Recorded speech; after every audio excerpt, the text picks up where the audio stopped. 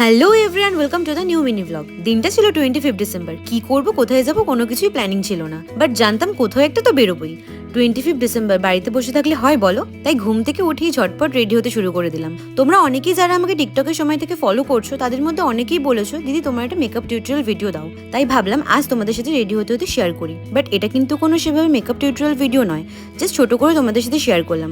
ব্যাস রেডি হয়ে আয়নার সামনে একটু ক্যাট মেরে বেরোতেই দেখি আজও আমি আমার জিন্সের ট্যাগটা না খুলে বেরিয়ে যাচ্ছিলাম। আমার এটা একটা ব্যাড হ্যাবিট বলতে পারো। আমার মতো কার কার এই ব্যাড হ্যাবিটটা আছে কমেন্ট করে জানিও কিন্তু। তারপর দুজন মিলে বেরিয়ে গেলাম হাঁটি হাঁটি পাপা করতে করতে ডিনারে। ও মা, তারপর ওখানে গিয়ে যে ভিড় দেখি, ওয়েট করতে করতে মিডনাইট হয়ে যেত।